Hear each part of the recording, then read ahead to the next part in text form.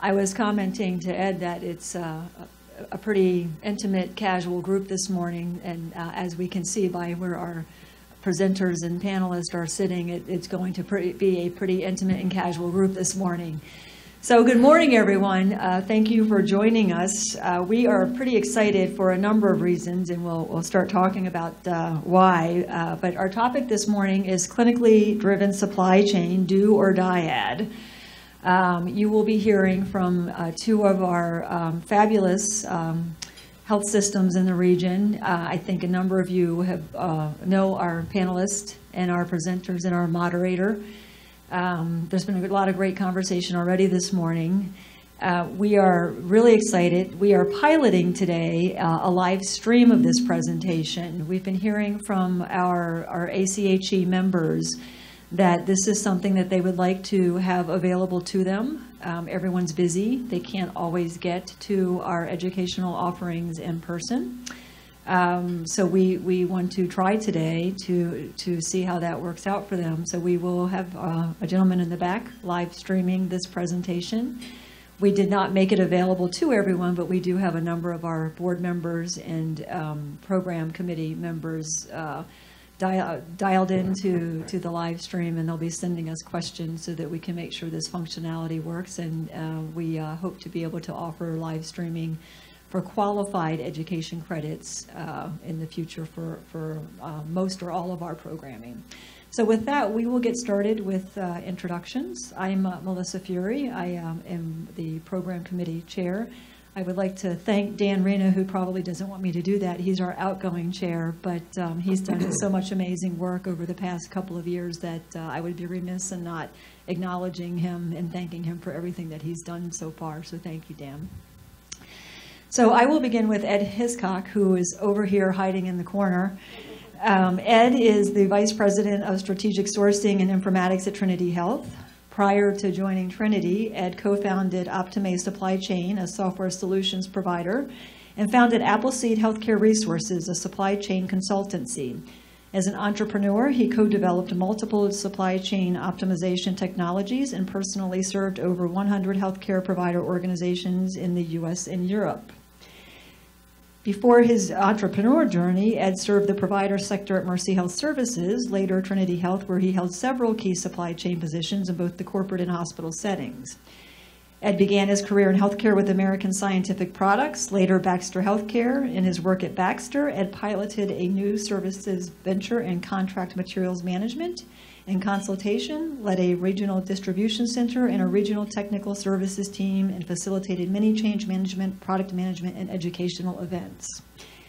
Ed holds an electronics engineering degree from Ohio Institute of Technology, a bachelor's degree in behavioral science from National Louis University, and a master's degree in supply chain from Michigan State University. So we'll have the Go Green folks on one side of the room, and we'll have the Michigan folks on the other side of the room, just like we have the Henry Ford table and the Trinity table I was joking earlier. So Ed will be moderating today. Suzette is right here in front of me. Suzette Bouchard-Isaacson, MSN, is the Trinity Health System Director for Perioperative Services. Her current work involves transforming care across the Trinity Health perioperative departments. Prior to this role, she served as Vice President, Surgical Services for St. Joseph Mercy Hospitals, Ann Arbor and Livingston. An experienced leader, she worked as staff nurse, manager, director of surgical services, vice president, as well as interim chief nursing officer. She has extensive background in leading perioperative clinical areas, including health technology planning and implementation. She is a member of AORN and Sigma Theta Tau. Suzette is a graduate from Northern Michigan University. She received a graduate degree from Madonna University. She is Nurse Executive Advanced Board Certified, and she recently completed an 18-month strategic leadership program facilitated by the Advisory Board Company and Trinity Health. Joe Pat, Dr. Pat, I understand they call you Dr. Patton, is a trauma surgeon at Henry Ford Hospital. He received his medical degree from the University of Louisville School of Medicine and has been in practice for more than 20 years. He completed his residency in surgery and internship in surgery at Henry Ford Hospital, followed by a fellowship in trauma at the University of Tennessee.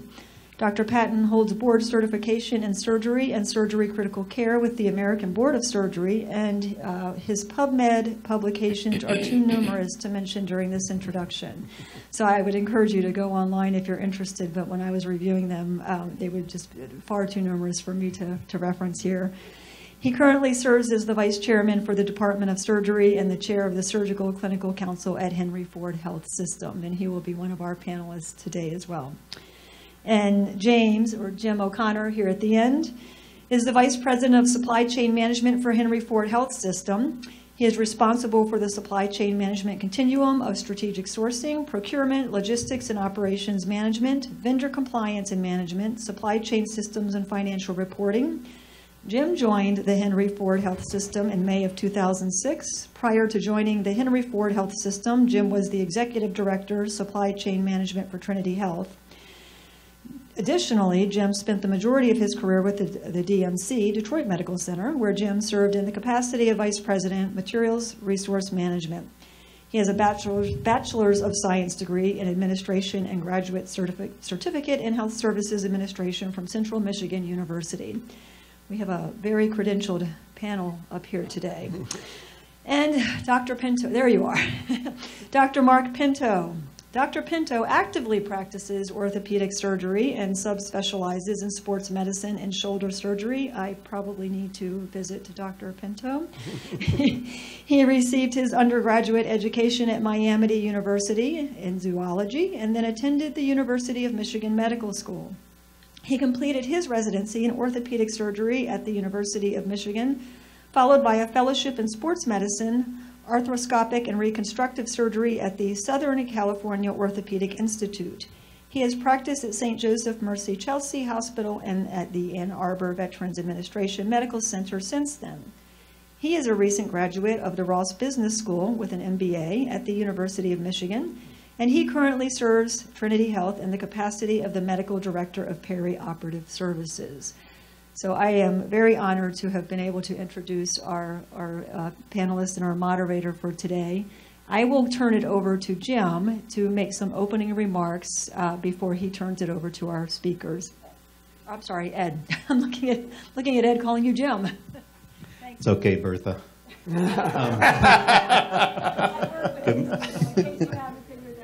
Good morning, everybody.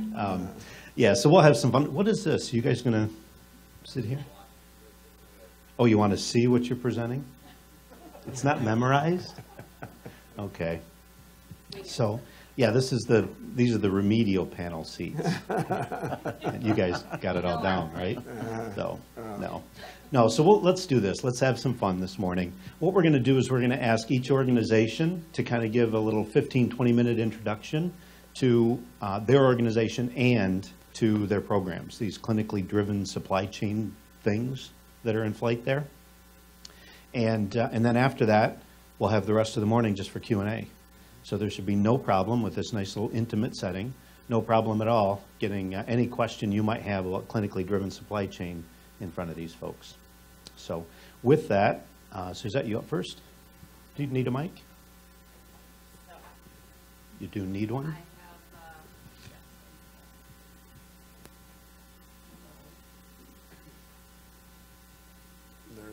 You want me to drive for you? That would be great, because I need an assistant here, because if you can put it on the, yeah, over there, way over there. Well, we could look at this thing, too. It's right in front of us. There you go. All right. I got to put my glasses on.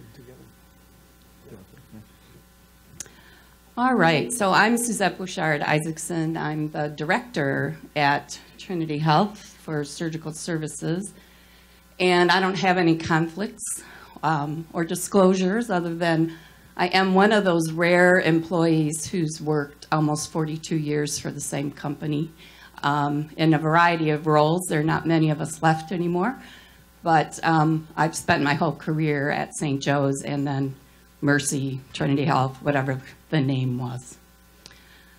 Dr. Pinto has one disclosure, some royalties from Arthrex, patent invention that he did with that company. So we told you about, we work for Trinity Health, and we're in 22 states. So imagine working with all the ORs across these 22 states. We have about 660 operating rooms, and we do get a chance to visit these sites to do assessments and see how they're doing with their workflow, their infection prevention, their safety, their outcomes of care, as well as we're can be the eyes for the supply chain team, because there's been many a visit that I've done when I've come back and called up the supply chain team and said, you need to go there because it's a mess, right? So, so the team jumps into the fray and helps sort things and improve the process. We say 94 hospitals, about 60 of our hospitals have operating rooms, and we do over 500,000 surgical procedures a year. Our mission and vision you can read at your leisure. Our work fits with these strategic aims of operational excellence, physician, nurse, caregiver alignment, and then effective stewardship.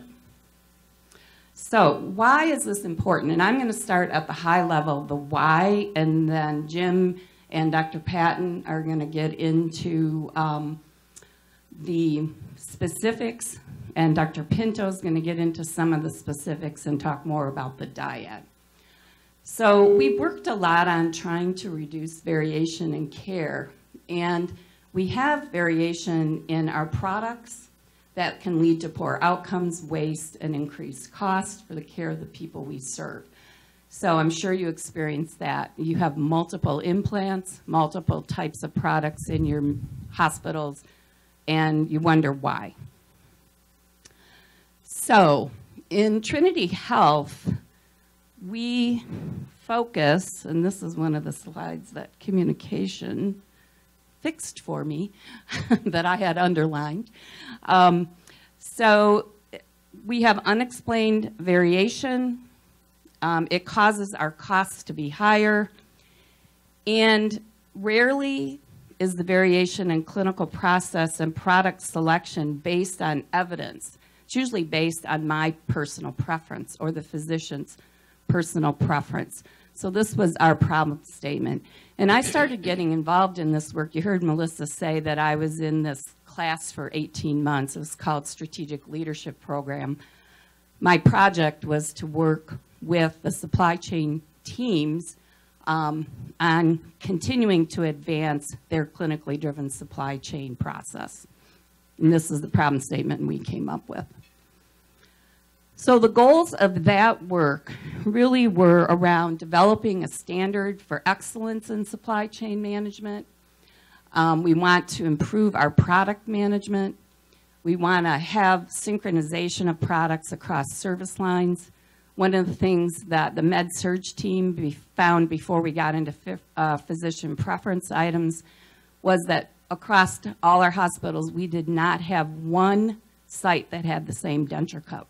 We had 100 different kinds of denture cups. Imagine that. Simple thing, but why? So we need the clinicians and the supply chain team to work collaboratively to improve our care, improve health, and improve the cost so we have a better care experience. And really the most important goal is to support the acquisition of products that optimize care, reduce variation, and reduce cost.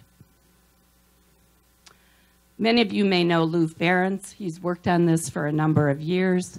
In our literature at Trinity, the first time we started talking about clinically driven supply chain was in 2010. And this is the strategic plateau. And you see it is number 6 on this list, and it is just now starting to turn green. So this is an area that we've worked hard on getting physician and nurse clinician engagement, working on our supply chain implementation. So why is this important? We spend about $3 billion on supplies. About $1.5 billion are items that are selected by physicians. It can be implants, medications, things like that. So in the U.S. healthcare delivery system, we're experiencing an unprecedented rate of change. And the CEOs of healthcare systems are expecting the clinical leaders to devote time to reduce the cost of care. The new models bring forth a lot of opportunity for our physicians to be involved. So you're all familiar with value-based purchasing, things like that. The CMS new models of payment expect us to reduce our cost of care. So CEOs are expecting the clinical teams to get involved. Clinical products are among the fastest growing category in our hospital spend. And I told you that physicians select about half of the things that we buy. So we need a deeper level of physician integration to meet the changing demands to improve cost, quality, and outcomes of care. And so the question is, are physicians ready for this? And we're seeing that evidence more and more that physicians are leading this effort.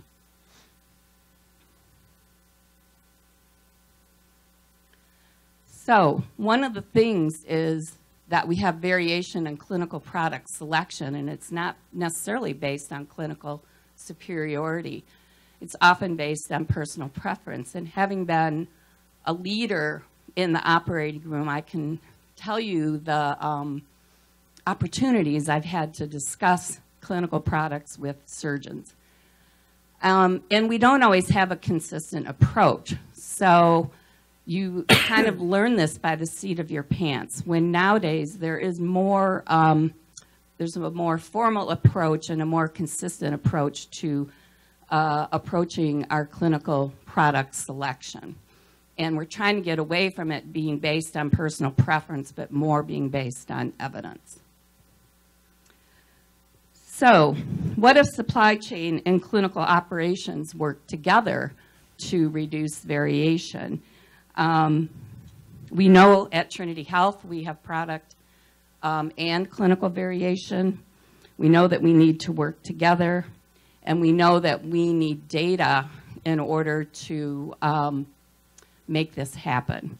And I think next, Dr. Pinto is going to talk a little bit more about how to align the teams. So God help us all. The surgeons are going to enter the fray for all of you. But quite frankly, you know, we need physicians to carry the message. Supply chain folks do a lot of work and actually can help us. But to carry the message, you often need physicians. And I'm one of them, and I've probably been on the wrong side of the, I say sometimes that I've been enlightened. I don't know if I'm enlightened, but certainly I'm much more integrated since getting to Trinity and actually working in the corporate side of it. Circulating nurse. Your mic up. Appreciate that. Right, Bill? No. So, you know, we have really worked hard to try to get rid of unwarranted variation. And we do that by trying to get the physicians together to objectively set guidelines. And you do that by getting them all in a room where they set the guidelines as to what do we actually need, not what do you want. And quite frankly, it's helpful in our case to get folks that have biases towards various companies, whatever we might be trying to go after. So I'll give an example a little bit later, but in regard to shoulder implants, we had all the various biases, and we made sure that we had all the folks that are very busy with certain suppliers so that they could actually call BS when they said one product was superior to the other. Because otherwise they're telling somebody that does, you know, over 100 total shoulders that their product that they're using is not superior, and that, so it, you know, it lets them hash it out, it lets the physicians hash it out, and actually allowed us to actually set some very objective guidelines so that we were able to go out and then source for that. The other issue that appears to be the biggest thing for me right now is new technology. So I'm also the medical director of the orthopedic service line, and new technology in orthopedics is always rampant. And supposedly it gives some better value to the patient and better value to us. The reality is that it usually costs us a lot of money, and very often it's unproven technology. So we don't want to stifle innovation. We don't want to stifle the ability to potentially help our patients. On the other hand, we have to have some objective criteria to evaluate that, especially when there's very often a scarcity of information in regard to literature and whether it actually provides a benefit. So all of this is leading to the clinically driven supply chain, at least at Trinity.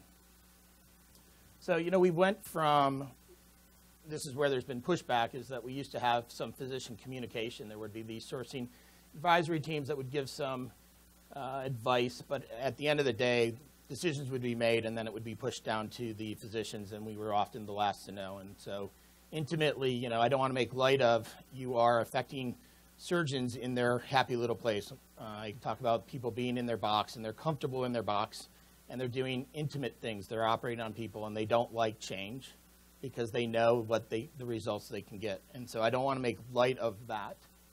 But what we are trying to do now is have the physicians in the decision making so that it's from the very beginning they know what's coming. And they've participated in the process from from its onset in regards to setting the objective criteria. We have clinical excellence councils, which are our busiest and most active surgeons, to try to participate so that they can bring expertise into small areas. So not just globally orthopedics, but we have a shoulder expert panel, we have a hip and knee, we have a sports panel. All of those panels are the folks that are the busiest in our system to actually comment on those various things. So we know that we need expertise even beyond our excellence council. And so then we have these subject matter expert panels that come together. In fact, I have a meeting this coming Thursday with the shoulder group, which specifically is just working on shoulder implants. So I was asked to talk about some of the results that we've achieved in shoulder implants. Our goal was not necessarily to limit vendors. We did go from 9 to 15 vendors, but that's because we set the criteria. So I want to be clear, we didn't, at the outset, it was not to necessarily limit vendors. If the vendors could meet our objective criteria, we could have easily still had 15 vendors. But we did, in the process of that, eliminate $4 million on a $22 million spend every year for 3 years. So we achieved success, but it was in lockstep with the surgeons. Latex gloves, I have to say, this was my first dipping my toe in the water when we were asked to. We knew we were going to be going to powder-free gloves, and we were asked if we were going to make that switch, could we make a switch all the way to latex-free gloves. And at that time, the organization of physicians is that we had a tripod system where we had the chiefs of surgery, chiefs of anesthesia, and the nursing directors for all of our ORs met on a regular basis. And so, to our surprise, we presented that we would like to just make one switch altogether at one time to the chiefs of surgery, and they, to our surprise, wholeheartedly supported that. So that we've been able to now convert 99% plus of Trinity to latex-free gloves with no change in cost. So the latex-free gloves, as I think you know, are more expensive. We were able to do that process, do the entire change, without having any change in cost. Didn't go up, didn't go down, but it is safer for our patients, safer for our staff. We have latex-free policies, so people can't have latex balloons in our hospitals, and yet we still had latex gloves in the OR in the most intimate of situations. So it was a safety issue. Again, it was not a cost savings, but it was something where we had the surgeons on board and they were able to move forward. And it was, it becomes a rolling tide, so that if you're going to say that people are using latex-free gloves in 89% of the hospitals and nobody's having any issues, it sort of starts to roll, and so you get momentum. So we have changed the way Trinity is worked. People call it the waffle. There's various other things, but we have the verticals that you see in purple going up and down, and those are specific areas such as orthopedics that I'm running, primary care, surgical services, and cardiovascular. The horizontals are all of those various groups that support that in green, that are integral in all of our hospitals throughout the country. And then there are other initiatives that also allow us to do that. And so you can see supply chain also interacts in various ways so that they bring issues to these verticals. And then orthopedics would comment, for instance, on shoulder implants, whereas clinical informatics would bring something to orthopedics that might have to do with our order sets. So we are trying to make sure that these interactions are basically codified so that we know how it's going to work, how we're going to interact, and so that we know where to go for information, and those groups that need information from various specialty groups throughout the system can go to that.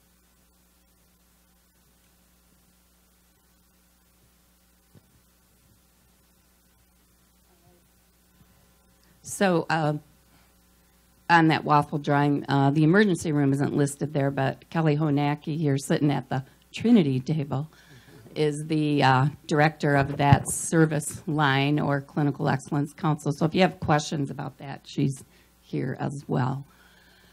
So Mark told you about making that latex-free glove change, and that, I will tell you, was a really big thing. You think it's not a big deal, change surgeons' gloves, but having done that in my career a number of times, that was huge. And Mark led that with another surgeon, and having been a nursing director who would have been the person up front with that, it was really nice to step back and watch them talk with each chair of every hospital 50 times over, 60 times over, because we put it in the chair of surgery's hands to make that change happen. And that's probably one of the first times we've done it that way within Trinity Health. So one of the quotes that I found in the literature and in the back of this presentation, there's a number of references, and it says, today's health systems must be willing to take risk. They have to be willing to hand over the keys and allow physicians to co-lead these strategies. Physicians will engage when they understand the issues, and it is very important to let them help craft a solution that they can stick to.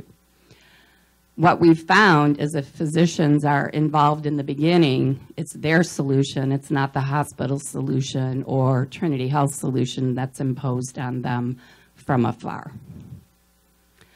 So the call to action, if clinicians and physicians work together with supply chain experts in reducing care variation and clinical product variation, health systems will see improvements in care, delivery, and the cost of care.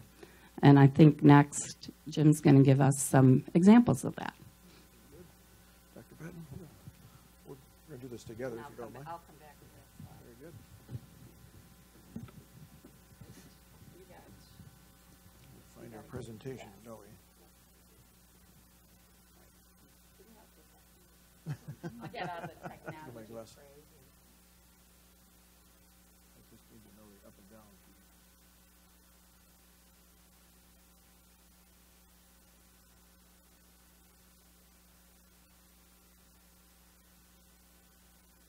Very good. Which one's that? Oh, my glasses on. Right? I'll just use the down key. Does that work? There it is. Great. All right. Thank you. Good morning, everyone. I'm Jim O'Connor. I'm Vice President Supply Chain Manager at Henry Ford Health System. With me is my colleague, Dr. Pat. You want to introduce yourself? Pat Patton. I'm a trauma surgeon at Henry Ford. I also run our System Surgical Council, which is kind of owns our supply chain interactions and the way we kind of do things. So we're going to tag team here, just kind of walk through, similar to Trinity Health, we have many of the similar processes and many of the same challenges, but we'll share with you our practical approach. This isn't working, I take it? Let's try that. Is that any better? Okay. Very good. So, as you can see, this is our mission statement, which you can read at your leisure, but again, it's focused on our physicians, clinicians, and how we interact and support their mission of taking care of patients. And we continue to evolve this journey, and we've made some great progress that we're proud of, but we know there's a lot left to do. The objectives here are pretty straightforward. We'll talk about the intersect of our physicians, clinicians, our sourcing process, and we'll share some examples of where we've succeeded. And we'll also we'll share a few examples where we have yet to exceed. So, and again, I think these are pretty much universal to all healthcare. Cost containment strategies, competitive sourcing models, where we are on a pursuit of a formulary approach, really with the support of Dr. Patton and other clinical councils. and as well as looking at utilization management and evidence-based practice. So we're making various degrees of success in each one of those, but we have a lot of work yet to do. Would you agree? I would certainly agree, and I like to say, Jim keeps telling me that our formulary will be complete in October. I'm just not sure which October of which That's year. correct, yeah. But we're getting there. But Yeah. but we will acknowledge that we have some challenges, but I think we're on the right track. Hopefully, we'll be able to share some of that with you in just a minute. And it will not be October of 2018. just to be clear. So our historical challenges, obviously, that everyone shares as well: controlling supply costs, inventory, contractual relationships, charge capture, physician engagement, which I have to say we have an abundance of that today, which we're very thankful for. And then the introduction of new technology, the management of new technology, Dr. Pinto mentioned as well. And then aligning our goals with physicians and supply chain and innovation. And then the communication piece, I think you might argue we haven't mastered yet. Right. So I think the first key is the physician engagement, which I think we're doing pretty good at the leadership level in our various surgical departments. Our problem is trickle down, and we've had a fairly difficult time getting it down to the frontline staff. You'll hear in a little while about how we manage new product requests for physician preference items. And I think that was kind of the key in getting people involved, because we integrated them into the system and we mandated that for them to request a new item, they had to get involved with the system. And I think that's been one of the best things that we've done to promote engagement at the surgeon level, is to actually make them participant in the process. And again, there was a number of challenges with that. Sometimes they'd have their nurse enter the request. Sometimes they'd have the vendor enter the request. And we've tried to put the stop on that and say, no, physician, you need to be engaged in this process. If you want this new product or this physician preference item, you have to be engaged. And I think that's gone a long way into integrating the physicians into our multitude of different objectives. And as Jim will talk about, it's not just the physician preference items and the new product requests, it's the sourcing contracts, it's our usage and waste, it's our compliance with current contracts and things like that we're still trying to engage folks on. And we're not there yet, but we're getting a lot closer. This is more specific to some of the challenges physicians are having. You want to speak to this as well? Let's see, what's on the... You look this What's way if on you the like. list here? I think certainly the time commitment thing is real. We meet once a month for about 2 hours on a Thursday afternoon and go through, and that's just for the surgical piece. We have a number of other clinically driven councils, cardiology, musculoskeletal, other things like that individually meet. So the time commitment is not minimal, and I think I applaud our administrative leaders like Jim, who I think are cognizant of those time constraints. I mean, we have 6:30 meetings, we have 5:30 meetings, and it's hard to do. It's like an something. AM, just to be clear. Yeah. It's hard to do anything in between. So I think you have to be cognizant of that kind of stuff. And the financial disconnects are real. And I don't know who's in the audience, or maybe I should be more worried about who's on the video stream. But Henry Ford Health System has not been really transparent historically with physicians in terms of costs and things like that. So this is kind of uncharted territory. I'll deny saying that. But I think that's the real piece, and is going to be the hook for the clinicians. Clinicians are historically very competitive individuals, and nobody wants their case to cost more than their buddies down the street, but you have to know what the data looks like. And that's been our challenge in data capture and things like that. And I think where we have the biggest opportunity moving forward is to fix some of those financial disconnects, so that our docs know what products we have on contract, docs know what their case costs are relative to their partners. And I think when we engage physicians in that manner, we'll really be able to drive financial benefits. Good. This is, we call this our Easter egg hunt, but basically this represents the many inputs on the left side, and going across this categorization schema here represents physician preference for new products as well as degree of spend, and there's a couple caveats here, but essentially we give examples you can see going across left to right, and then where the authority resides and what clinical counsel and how often depends on the recommendation or the implementation of the agreement depending on the impact of the organization. So this really is just a representative diagram of how the process works at the high level. And then this is an example of the many different councils that we interact with, and we literally had a 6:30 meeting yesterday, and the Surgical Clinical Council met last Thursday, and there's a continuation of a continuous interaction with these various clinical councils, value analysis teams, and then the subsets of the surgical council, as Dr. Pat mentioned, musculoskeletal, neurospine, we're right in the middle of that right now, as well as bone biologics, we're in the middle of that yesterday morning, and you can see some of the other related committees. We have great participation, and I would submit to you that supply chain staffs these councils or subcommittees, but they're actually clinically driven, so the chairs or the vice chairs of those clinical councils manage the activity and the agenda. We participate, we're a portion of it.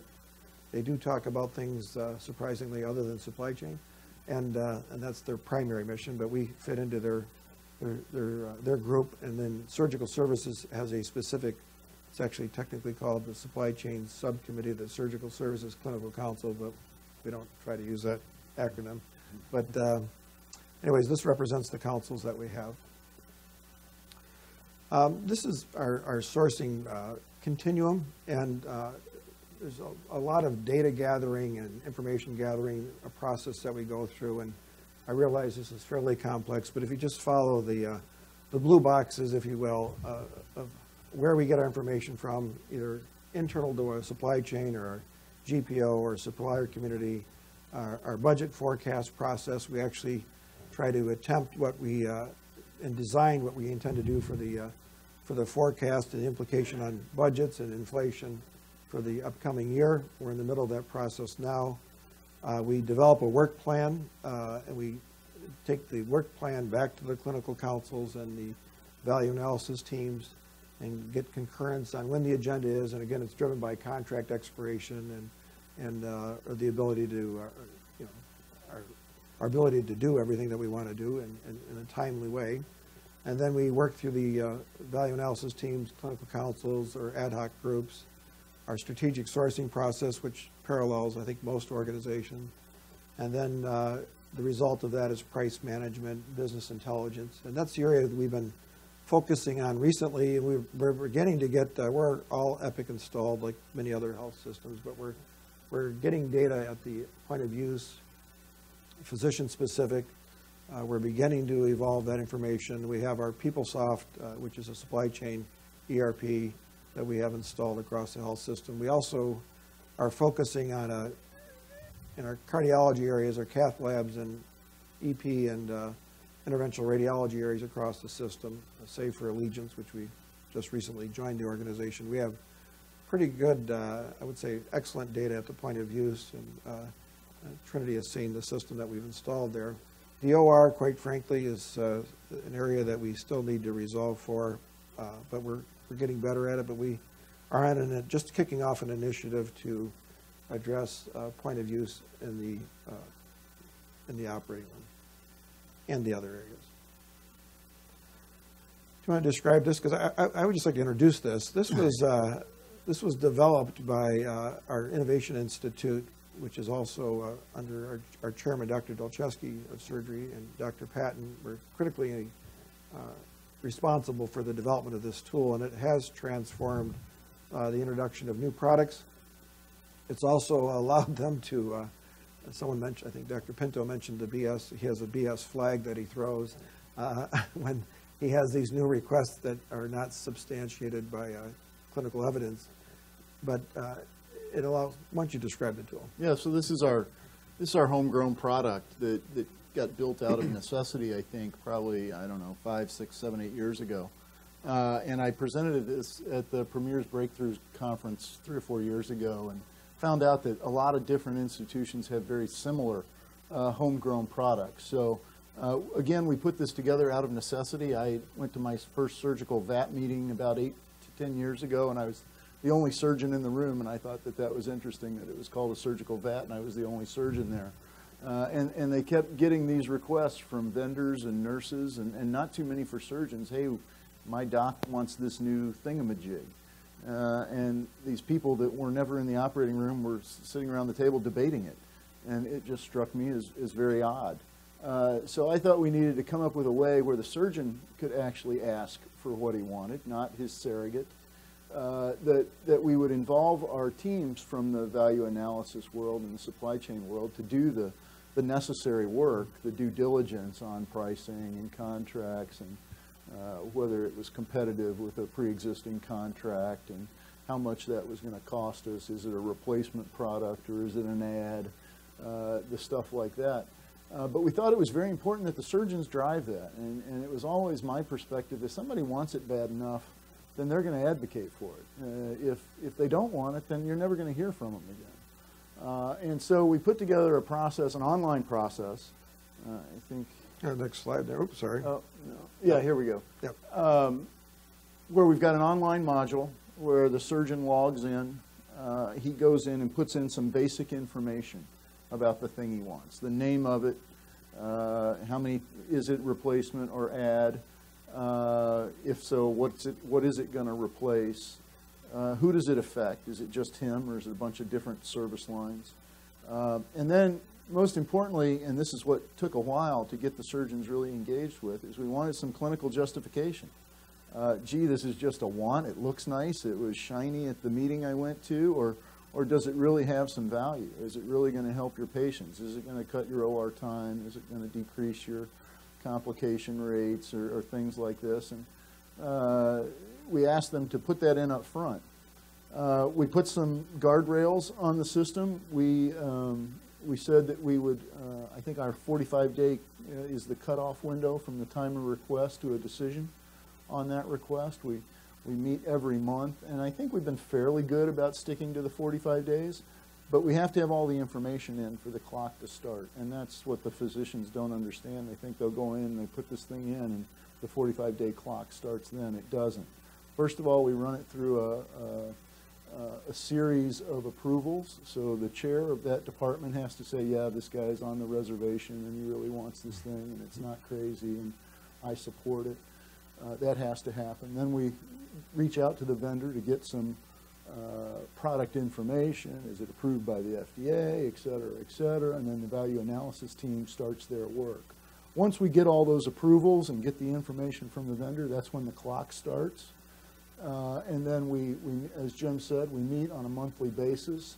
And one of the major points of that meeting is that we sit through and go through all the new product requests. And it's a system. We have 5 hospitals and 4 ambulatory sites. We have representatives from all those hospitals on the phone or at the meeting. We're just talking about products used in the operating room now. Mm-hmm.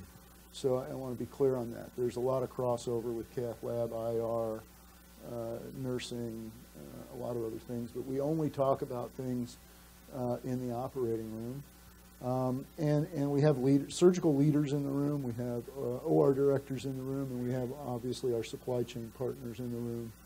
And we look at the clinical justification, and basically our decision tree is, yeah, this sounds good, we're going to trial it.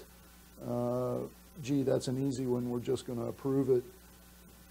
Or no, we're not, that just doesn't make financial sense or contractual sense or clinical sense. We're gonna push back on that one and say no. And so that's kind of our process, and I think we've done pretty good. But one of the challenges is we've been doing this, I don't know, what, 5 years now almost? 5, 6 years.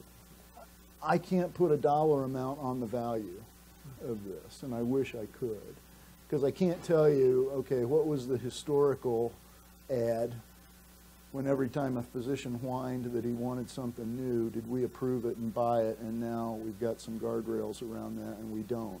I don't know what that delta financially is, but it seems like we're certainly, I think, holding ourselves a lot more accountable. I From a think safety perspective as well, I would argue. We know yeah. what's a better handle on what's coming into the OR. I hope our shelves are less full of stuff that doesn't get used. Sometimes it doesn't feel like it. But I think we've made some headway over the years, and I think we've certainly engaged the surgeons certainly more and have standardized more. In addition to just this new product request, and these are some of the examples of kind of product line or sourcing projects that we've done. This is the orthopedic joint one, where we go and pretty much do a sole source vendor with obviously some carve-outs and exceptions. But they've saved a boatload of money. This is our second or third, yeah. We're at about 95% of our cases. But again, we're in the middle of doing neurospine right now, which is with another challenge. A couple dozen people that we're trying to get down to a few. But the cath lab folks have done the same thing. They followed our lead in surgical services and are starting to do some of this work as well, but probably not as mature, I don't think, quite yet as our surgical services. I'm sorry. Yeah, I would just comment on the, like a drug-eluting stent as an example. We're at 90% with one supplier, and then on CRM we're working to, we're with 2 suppliers. But again, this group meets monthly as well. They are actively engaged, and we have, what I want to emphasize here is that there's surgeon or physician representatives from each of our major business units that participate in this process, minimally one, and sometimes more than that. And as Dr. Patton's indicating, when they want to introduce something new, we're using this process, I would say, extensively, or with the surgery area and the other areas we're rolling it out and getting them on board as well. We've done some of these things with our GPO and some sourcing projects, standardized energy, negative pressure wound therapy, hemostatic agents we're working on now, that kind of standard stuff that everybody's doing. But for the first time, at least in my 25 years at Henry Ford, physicians are engaged in these things. And I think, as Mark mentioned, we're letting physicians drive the conversation, not just letting it trickle down to us at the end of the day. And we're not being told what we have to use. We're engaged in the products that we're actually picking up on. So in summary, I think we're making great progress. There's continual opportunity for improvement. I think getting the post-decision analytics around what are we doing in compliance is a challenge for us, but we kind of do it the hard way right now. We actually scan in every implant sheet and put it into a database, and then we triangulate against the Epic system, against our PeopleSoft system to see if we get the same result. But that's how we're tracking our utilization and compliance. And I think we've included a couple of fact sheets about Henry Ford Health System in the presentation for your review. I didn't want to go through all of that. Very good. So I'll turn it back over to you, Suzette. Oh, there's a, you can go back up if you'd like. You can go up if you'd like, or where is you? Just close that out. Sit down over here. I feel like Lily Tomlin.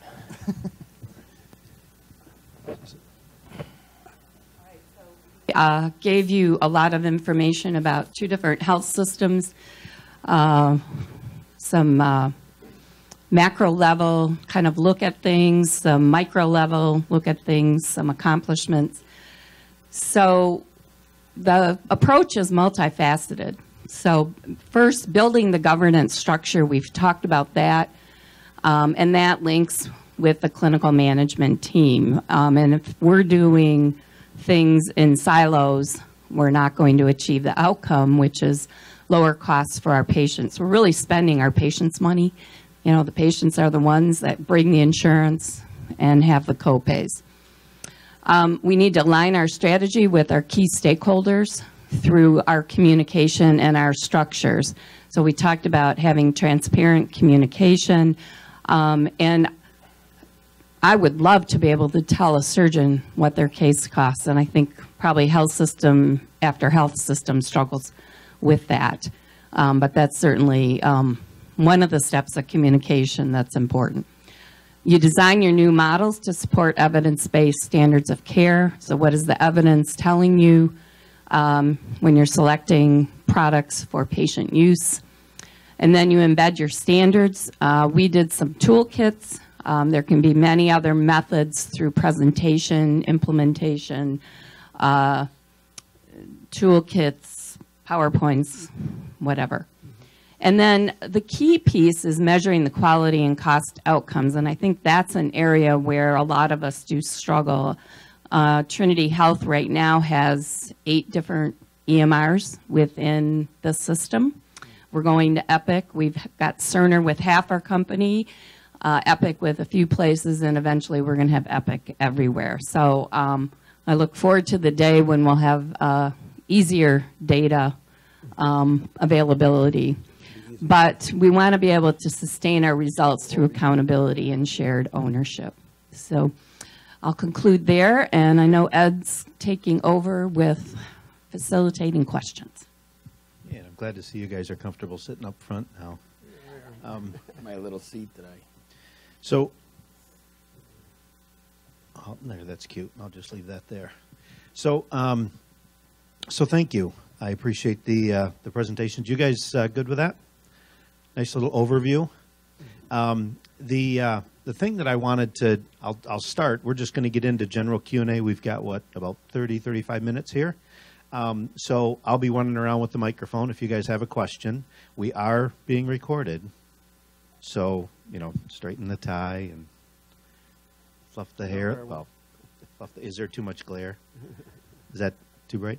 But we'll, so I'll come around with the mic. So it's being recorded, so I'll need to ask you to speak into the mic. And as you witnessed, if you speak real close to the mic, it's really loud.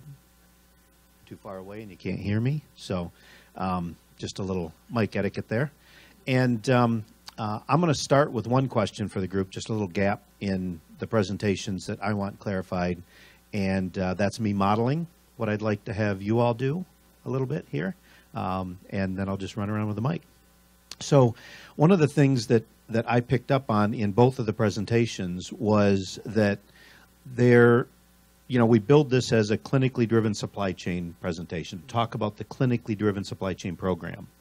But it sounds as if there's physician engagement first around variation reduction, around clinical outcomes, around flow, and supply chain is an agenda item.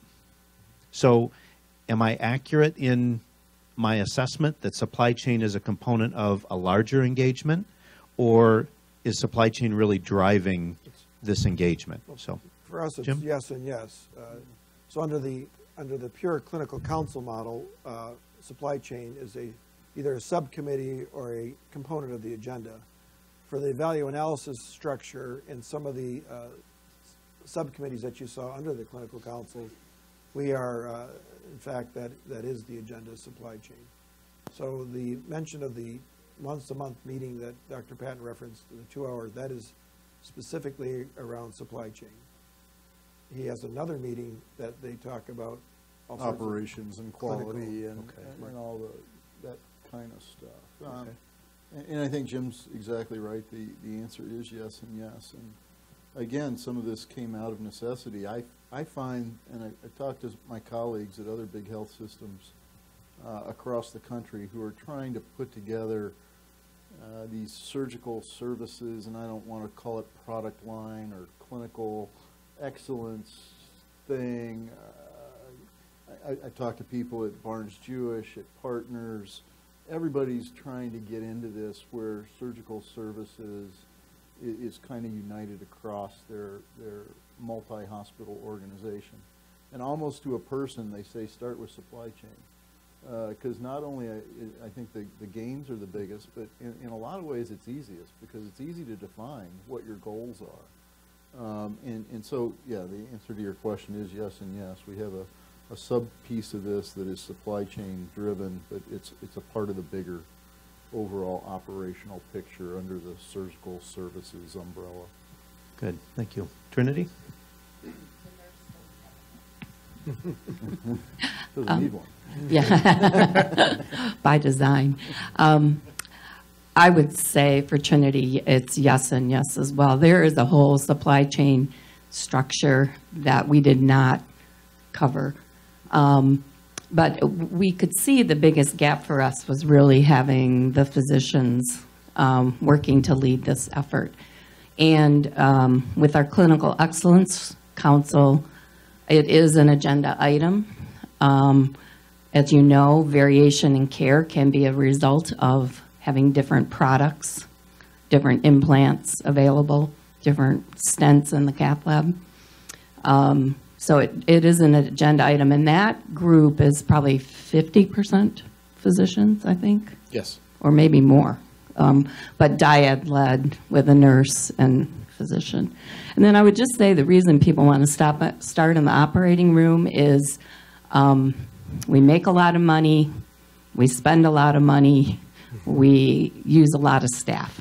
There's a lot of dollars going through that area, and we've probably done everything we can do for the most part to reduce the staff. So why not work on the supply piece instead of always reducing staff? So that's my thinking related to having been a leader in that area. I don't know, Mark, if you want to add. Well, I mean, quite frankly, the drive is from, volume to value. And so these excellence councils have to start showing value, and that's, one of the things is supply chain, but I guess the answer is yes and yes. But the reality is that we also have to eliminate variation and get better quality for all of our patients. One of those components are some of the cost items, and those are easiest to drill down to. But some of it is still nebulous because we still haven't established quality of care. And so we look to the literature to figure out what's quality of care, and that's what you need these excellence councils or whatever name various hospital systems give them. So we are trying to eliminate costs by eliminating variation. We are also trying to eliminate variation in preferences in regards to how people make choices, whether they keep their patients for 3 days in the ICU just as a standard, whether there's any evidence behind that or not, whether they need the ICU. So there are other ways for us to decrease variation. And quite frankly, that's what we're doing both on the surgical services and the orthopedic service lines or clinical excellence councils where I have direct line of sight. That's a lot of what the discussion is around. We are trying to make sure that the care that we render makes sense and that there's evidence behind the things. And then we want to push down with guidelines set by the experts in the field and the literature, hopefully the combination of both of those, so that we eliminate variation. But supply chain is just one component of that. Very good. Who's got a question for the panel? Yes, sir. With regard to physician engagement, do you rely historically on, volunteerism in terms of committee structures, or are you seeing or talking to colleagues in other organizations about formal co-management where there's compensation for time and effort and quality initiatives and so forth all tied together that could have an impact on supply chain costs? So, Kind of a hot topic. So I've been working with, I've been working with legal for quite some time.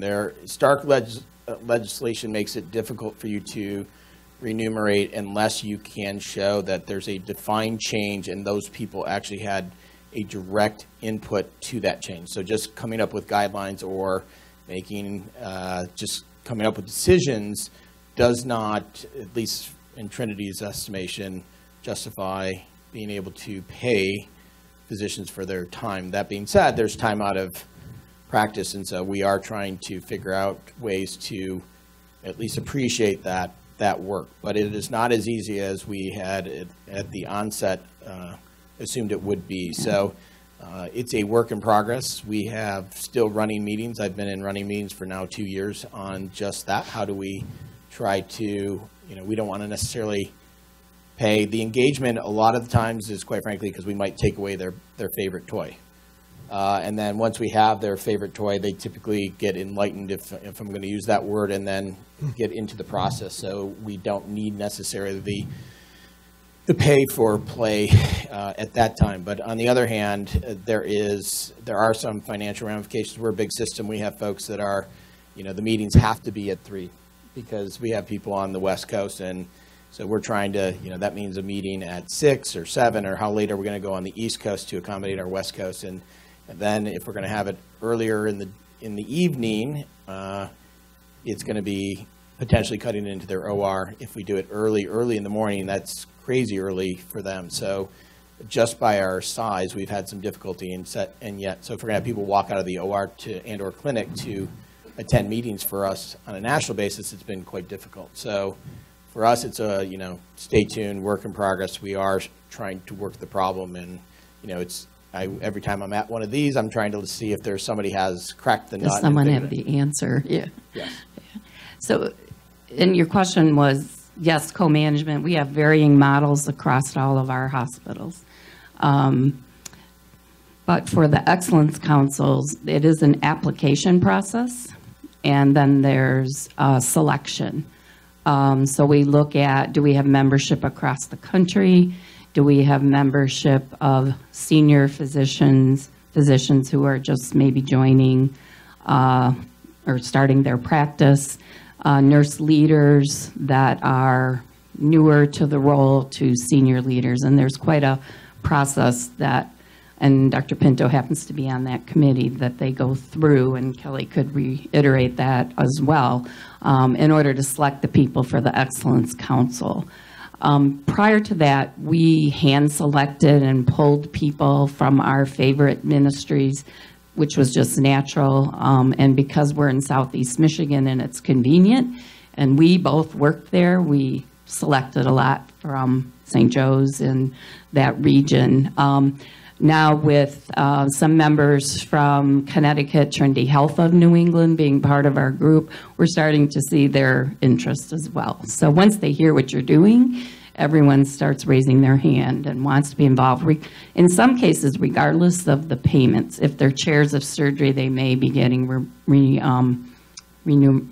remuneration from their facility already. So, and point of clarification, some of the folks that we've chosen already have positions with the hospital. So right now, because we don't have an answer, it's the local ministry. Very often they are already employed in various other jobs for which they are getting a portion of an FTE. So until we have it and can codify it again so that it specifically speaks to the Clinical Excellence Councils, the local ministries have been asked, because we have such a disparity in our various arrangements, that that's how it's being solved in the short term until we can figure out our next move. We're a little heterogeneous and obviously on a much smaller scale than Trinity.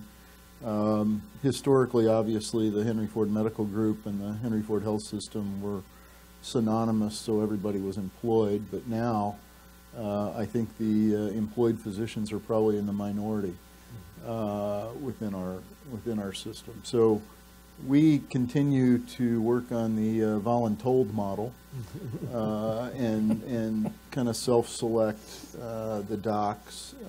But I think that's getting better, and we, in our sister organizations that are not part of the medical group and not heavily employed, we've had good engagement. I think as Mark mentioned, you rely on people, being cognizant of what they can use, and once you put forward to them that, hey, participation is going to be beneficial to you and your group, I think we've had good participation. Again, as I mentioned earlier, though, the challenge is the trickle down. We've got good leadership engagement, but trickling that message down to the frontline surgeons that may or may not only operate, a day a week or a couple times a month or something like that, to really engage them in the process has been a little more challenging. Good. What else? What other questions? Yep, Susan. Good morning. We have a question from somebody who's watching the streaming video. The question is, and we just tested this, so there's only a few people that are watching, but a question came out is, do you have ideas for managing surgeons who demand to use a particular physician preference item even after the processes are described? Just say no. Yuval, and tell them no? Well, I mean, that is part of the process, right? So we are trying to set the objectives beforehand and then have the busiest surgeons. So in our case, we have tried to make sure that from a trickle-down perspective, that at least on our expert panels, that we get the folks that are the busiest in regards to those procedures, so that if somebody's going to look at their local hospital and it's the person that does 100 total shoulders and they do 5 and they're talking about the preference, we have, say, your leading expert in your area is this person, and they agreed to. They may not use the same product, but they already agreed to, these were the objective criteria, and we set the criteria. So the end around does not help. Now, if they have some salient argument, then they need to bring it back through a process similar to what Henry Ford does and say, why do they have to use it? But compliance is critical.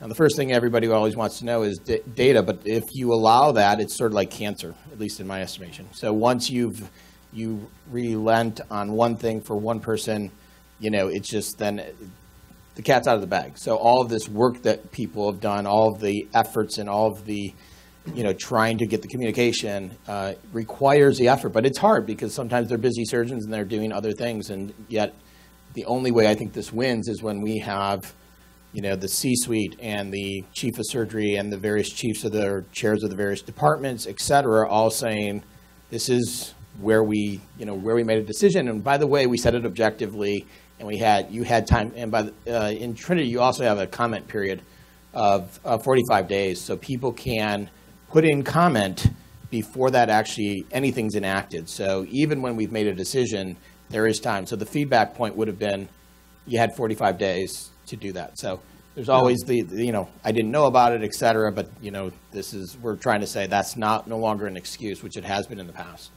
They know about it. One of the ways we try to mitigate that at Henry Ford Health System is we actually ask the business unit or operating unit leadership to designate physician participation in whatever the sourcing event is. So we're doing neurospine right now, and each of the operating units designated key physicians to participate in the process. That helps mitigate the example that was cited. And quite frankly, we try to find anticipate the difficult physicians, surgeons on the front side. That's what I was going to add, is you got to know what the end around's going to be. So we work a lot across Trinity on developing our tripod structure: chief of surgery, chief of anesthesia, nursing director, or administrator. And we work with our CEOs that is the structure. If you're talking about the operating room, you can say the same thing, probably similar structure, Dyad structure for cath lab. And we really work with our CEOs to say, when surgeons start bypassing that structure and come to you, you need to send them back. So that's one thing, being clear on your structure, knowing what your end arounds are going to be. And if you have an exception process, make that clear as well. And sometimes I've gotten involved in that, where I do a review. Someone mentioned hemostasis products. We have a site that a couple surgeons don't want to use the contracted products, so we did what we call an SBAR, situation background assessment recommendation, and we reviewed that and said, the product is clinically the same, we need you to move to the new product. In our new process with our excellence councils, I'm not so certain we're going to have an exception process. There's some talk that you had the 45 days. It's the chief nurse and the CMO and their committees to make that change happen. And there is an escalation process so that they can talk surgeon to surgeon. So again, carrying the day is going to be via peer group to peer group, so that typically what at least happens in the background sometimes at Trinity is the supply chain people say, I'm in this difficult situation, I have a difficult surgeon who's not, they're trying to do the right thing. And so we have asked all these expert panels, they have to be available. Now, that is something, by the way, that Stark legislation would let you pay for. You can, if they take time to talk to another surgeon and can document that time, that is one of the few things that we know where they've actually had comment that is okay to pay people for. So I have a question. On the common wisdom would suggest that to reduce costs on physician preference items, you need to limit choice or limit vendors. Jim, I heard that's kind of what you're doing on. Mark, I thought I heard in your presentation that you don't necessarily have to limit the number of vendors. In fact, in your example, did you actually see an increase in vendors but got reduced costs? No, we actually decreased vendors, but we set the criteria objectively, so it fixed itself. You make sure that people can have again, bigger system. We're going across 22 states, so we're trying to make sure that there are different rep situations, there are different availability of products. I mean, we can't be sole source really very easily. But what we do try to do is, because of that, is we have all these groups from across the country representing all the using various implants. They all come and we set what are going to be the criteria and what is a reasonable cost for an implant, and then we go and source that. And so we are able to say, we have compliance across all of our surgeons. They all agree that this is... So as long as the vendor agrees to those standards, they can play? Yep. Yeah, that's commonly referred to as a all-play model, and we don't have many of those. We do have dual source, tri-source models on physician preference items. We also have sole source. We are trying to reduce variation, I would argue, for two reasons. One, I think there's a direct correlation to volume and cost. That's not always true, but generally true. And I do also believe that variation with having multiple products in a surgical setting beyond the inventory side of it, I think just by virtue of having variation, I think is a quality issue, and especially if it cannot be justified. And so we struggle with this. We haven't solved this, just to be clear, but generally speaking, we are trying to reduce and get to typically a dual source would be typical. Sole source would be the exception. Tri-source would be the other model. We're going through this right now on neurospine. We're doing shoulders right now as well. Dr. Moo, we're working through Dr. Parsons on this. So just when we thought we had it solved, they came along with this stemless shoulder. We had to go back out and start all over again. And so it's challenging. But one of our biggest challenges is lack of data. And I can't tell if somebody is going off the reservation at one of our business units and has, people are ingenious and they know how to work around the system. And if a guy wants his little widget bad enough, he'll figure out how to get it in there. And that's been our challenge, is holding folks accountable and having the data to hold them accountable, and not have it 3 months later you find out that they're using some off-contract whatchamacallit at one of your institutions. We need real-time data and real strong guardrails around that stuff. You win by proximity. Thank you. I'm an expert in physician engagement, and the point I was going to make is I'm hearing about difficult physicians, and in my experience, there really is no difficult physician, and this may sound kind of strange, because sometimes it only takes our communication styles to these physicians to be able to get what we need.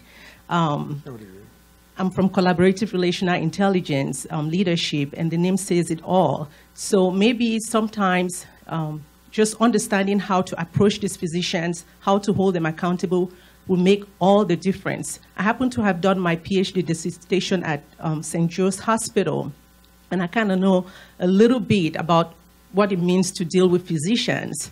I'm not going to go into the details of it, but I was just waiting to hear about how physicians are being engaged in an interpersonal way, because it truly makes a difference. They say in this age, this relational age, success is not based on IQ, how much we know. 80% of it is based on how we can relate with each other. And I have examples after examples that I can tell. So maybe that's something you might want to think about. Thanks.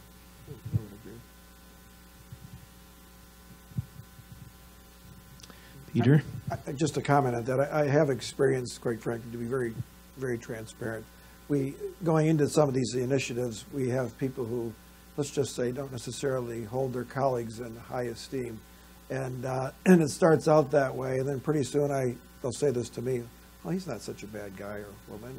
And, matter of fact, I kind of like him. And then they end up being friends, and they end up having because they have an opportunity to dialogue and participate in something that ordinarily they wouldn't ever have the opportunity to share their clinical practice as well as their. So I do agree with you. Setting the setting is important, and most physicians, surgeons are data driven, and creating an environment where people can listen to one another does help solve some of these challenges. So we've pushed hard to have relationships beforehand. That's been one of my key focuses. Trinity doesn't love us traveling all over the place. On the other hand, there is a difference between a face-to-face meeting when you come to their hospital and see the issues and their actually the physical plant and what they're dealing with in the OR and things like that. And if you've established a relationship with really no ask at all, it is much easier to make the ask later, or at least engage them. But if you do not have a relationship before, because quite frankly, having been that surgeon, the only time we used to hear from Trinity was that there was going to be a change, and at some level it was made, and now, I had to upend what I did in the operating room, which again is a very intimate space. And so without any rationale per se, without any relationship, and, just a push down does not carry the day very well. And usually, the example is that all of our bovies changed out. Really not that big of a deal, but the button is different. And so when you're trying to stop a bleeder and you need to find the coag button and it's in a different location and it's a different, place on it and it feels different, that's an intimate thing for which we use it every day for lots of different things. And it may look the same and it may all be the same, and we should all have tried it in our hands before they all got switched out, because it's now October 1 and all of the machines get changed out, and all of the handles in our hands get changed out. It may not seem like a big deal, and it probably isn't if we'd all tried it before we had it in our hands. But, again, having relationships and being aware helps, but you have to have the relationship beforehand. Yeah.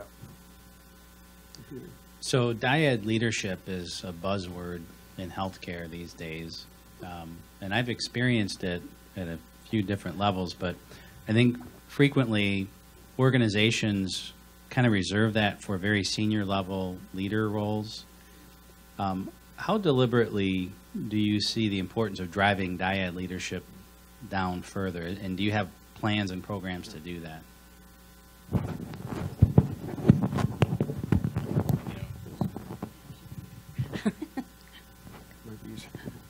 I worked with Peter before, he worked in Trinity years ago, or Mercy, I don't know what we were then.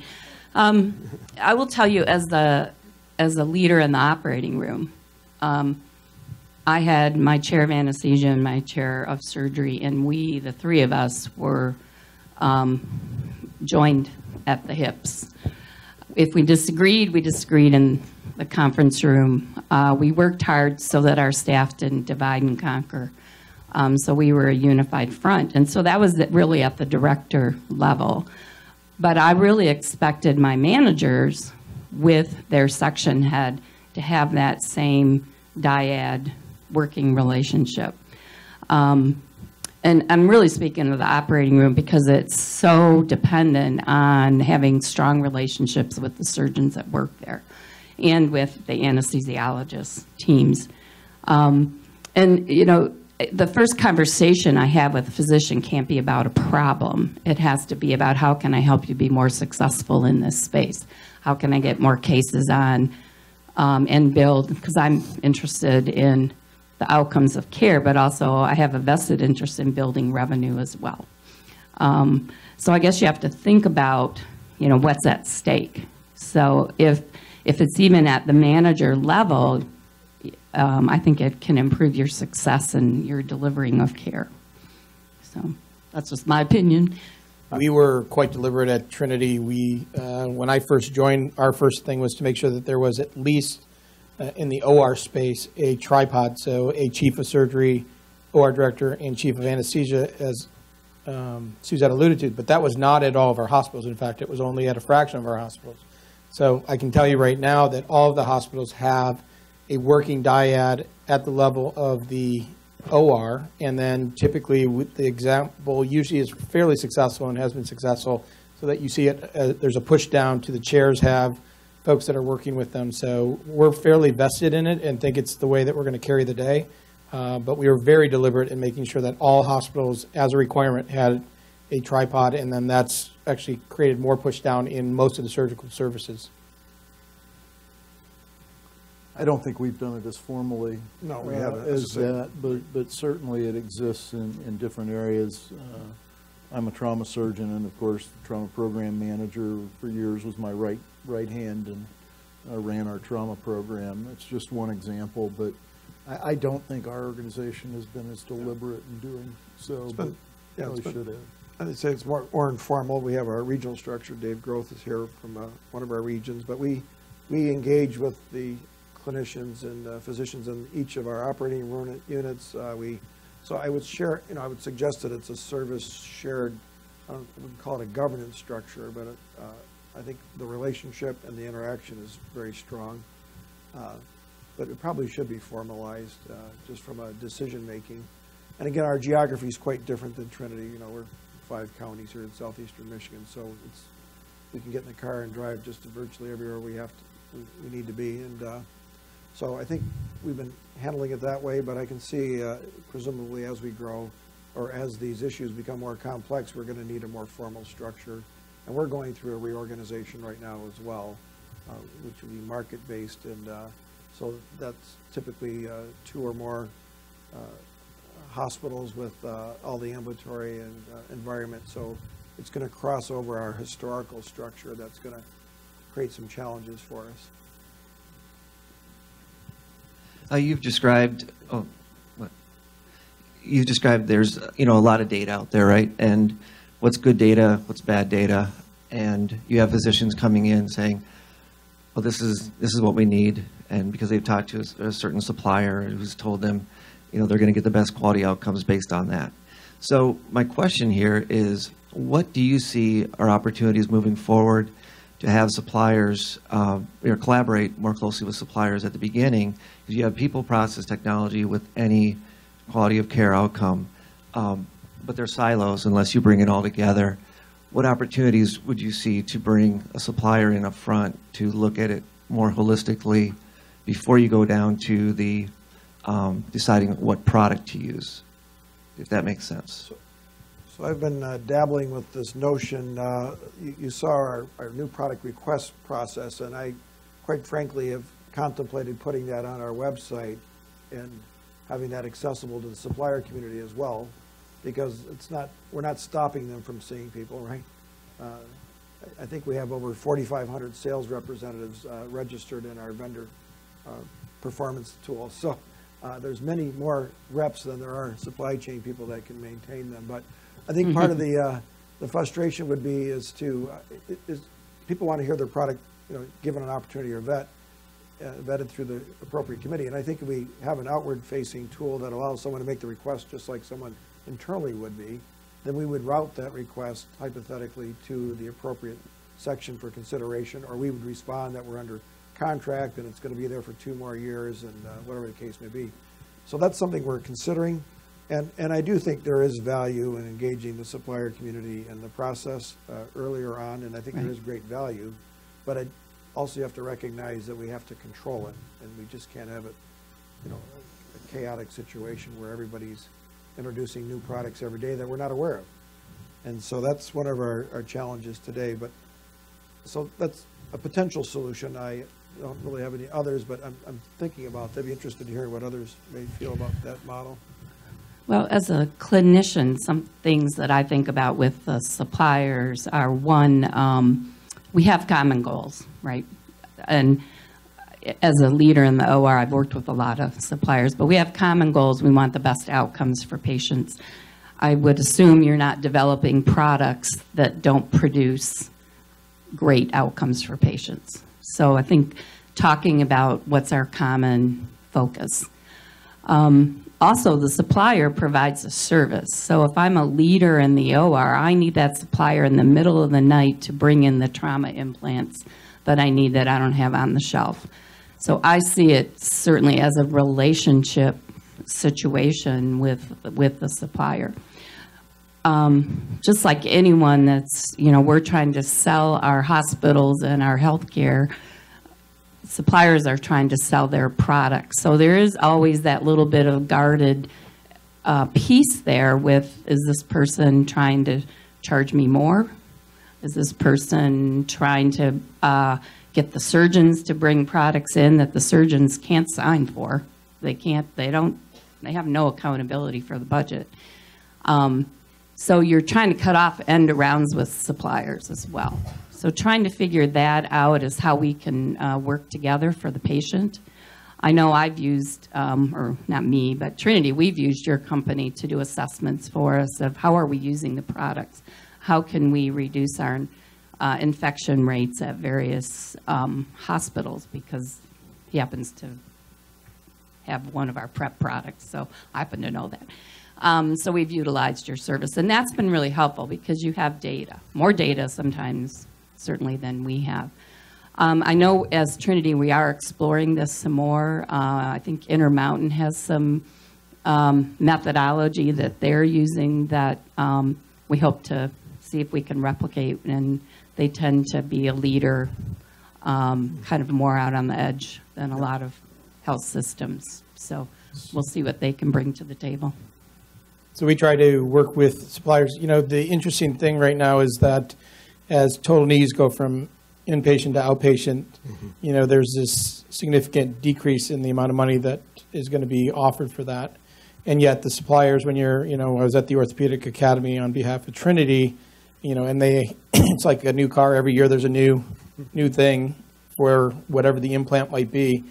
Usually may or may not actually make any improvement in quality of care. Certainly won't hurt quality of care in regard to what the patient's outcomes will be, but I'm not sure that the added cost is going to help us. And so I have been talking to suppliers to say, I'm willing to have a conversation with you, but tell me how I create in this value-driven world, as we go to value-based care, how you can continue to increase your cost of implants by $1,000 when I'm going to see a $4,000 decrease if the case goes from inpatient to outpatient.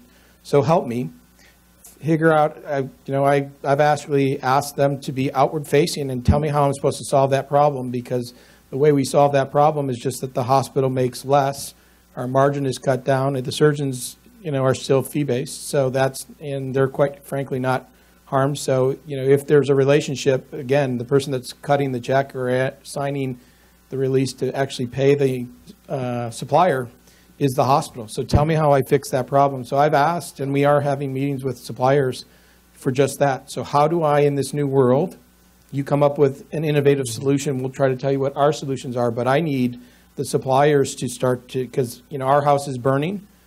Theirs is not yet. I would say that they've still been very protected. But if they don't think that the fire is going to jump from my house to their house soon because our house is burning, they're kidding themselves. And I think that, the domino may not have fallen yet, but I keep telling them the domino is going to fall. It has to fall. We can't have margins like this and, continue our mission of taking care of patients the very best with suppliers that continue to increase the costs year over year, or we have to nibble away at it to make. So if they want to make something meaningful, show me a relationship that is meaningful in regard to value. So just a real quick comment. We got a whole group of questions here. So I want to be respectful of time, though. We are at time. Are you guys cool to hang out for a couple more questions? Good for a few more. Go ahead. Good? Go ahead. That's all right. Just you good? A couple more. Oh, no, I think this fella has a burning question here. Okay, this is Mike Danner. Given the time, maybe I'll keep my questions to two then. So I can appreciate Dr. Pinto's and Suzette's comments regarding perception of transparency, as well as the difficulty at arriving at an accurate case cost, by physician. I think that's a common issue that's seen in systems across the board that are keeping them from climbing maybe the clinically driven supply chain rung of that ladder to the height that our systems and the panelists here are here today, right? So the question is maybe more towards maybe Jim and Ed a little bit is, with FDA's implementation of UDI requirements, especially Class 2 and Class 3 devices are now requirement Class 1 coming up soon. Are you or planning to, or have you utilized this to help improve at a more accurate case cost, which then can lead to an increased perception of transparency, et cetera? Then my second question is, do you have some examples of where you might have had to walk back from a value analysis decision on a product after the implementation, where you might have found that, wherever, product quality, maybe you're seeing some adverse events that you didn't see during the trial period, perhaps you're finding that the circulators, CPD staff weren't trained as well in arriving at the mating requirements or cleaning the devices, et cetera. Do you have some examples of some of those where we might have to walk some of those back? I can't think of one. Maybe I choose to forget, but I'm sure there has been some examples where we've had to back up on a couple of. Well, I was going to say we resourced negative pressure wound therapy a couple years ago, and Jim doesn't know it yet, but that contract's coming up, and we're going to have to look at that one again. Look back at it. It's tremendous cost savings there, by the way. Yeah, there was, but boy. Relative to UDI, yes, we're doing that, at several points in the process. But transparency ultimately means, in my opinion, getting it in front of the surgeons and physicians and clinicians. And so there's not a formal mechanism to do that, other than when we're sourcing and putting data out, but not a routine way of getting cost information. So I've heard of some people putting it on their clinical information system, having the cost of supplies displayed, things of that nature. We've not done that. I think it's a good idea. There's an issue of confidentiality, but they're all employees. I think they're entitled to it. And I think it does drive behaviors to some degree, if people were aware.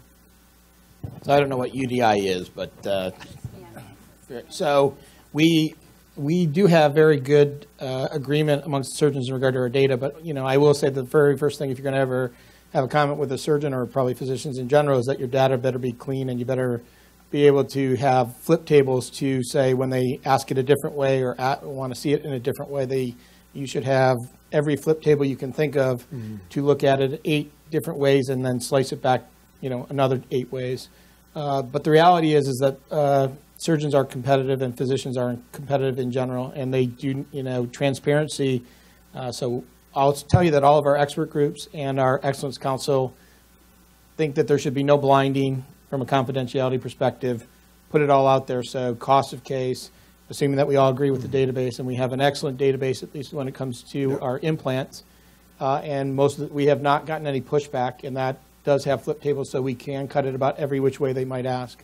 But the lack of, or the transparency has been great enough that all the physicians have asked for just, you don't even have to blind it, just show it to us right away. And so it's been an excellent starter for our expert panels. And then when they go to talk to various folks at their own hospitals, it's been a starting point in regard to their cost of whatever their constructs are, because in some cases, the physicians didn't even know that they were getting, for instance, the revision stem for a standard total shoulder. That's because that's what they handed them. They just said, I'll take the stem now, size 14, size 12. And so, that may be at a rep level, who knows? But at some point, they're getting handed the revision shoulder stem and so having been told that, they're saying, I just need the standard stem, didn't know that. So it's actually cleared up a lot of this. Compliance issues are difficult. Physicians aren't difficult at all. They just didn't even know that they were using, the most expensive stem. But obviously, it's in the vested interest of the rep to hand that to them, and if they'll take it, I would say that's, capitalism at work. But, that's on us, because the physicians, because there's been this, to your point, there's been this sort of lack of transparency where the hospital's doing all the work, supply chain folks are doing all the work, and the physicians are just trying to get an outcome, and they're saying, I need the implant size 12 when I need size 12, and if you guys want to do that, then make sure that there's some compliance, or let me know, because then I'll argue on your behalf. But they don't even have the information to be able to argue on behalf of the hospital, or to even have that conversation, because they don't know. They're completely blinded. I'll give you this. I would just say one other thing about the UDI question. We've been down the path of looking at various vendors to do point-of-view scanning for in the operating room. But right now, our blood scanning, our patient scanning, and our, is that working? Yes. Our patient scanning, our blood scanning, our med scanning, and our product scanning systems are all different. So when Epic hits the door, we're hoping, and hope is not a strategy, but you hope Don't hold that your breath. it will be one But system. don't hold your breath, but we don't want you to be too nervous. If you're Ben Carter, hope is not a strategy. Where's Melissa? Right? I know, Ben. Yes. He just heard me say that over on Livonia. So anyway, inside joke. But the other thing about data, I jokingly say that physicians learn in med school, the first words out of their mouth is data is wrong. And so when you're a leader and presenting data, Mark's right, you have to have various ways to show it, because their first bias is, how can I prove this is wrong? And where you come and you think, oh, this is so perfect, I love the way this is put together, and they'll rip it apart and want to see it a different way. And you can't take that personal. That's just their scientist brain looking at the data. So we don't share pricing as much as we should. We're not as transparent as we could be. There's a lot of things we should improve and could improve, but we need our clinicians working together with us to tell us how we can improve. Very good. So I think we've gone over enough. Sorry, I know I didn't get a couple of questions, but maybe you can catch these guys before they escape. But first, or last, I suppose, please join me in thanking these guys for their time this morning.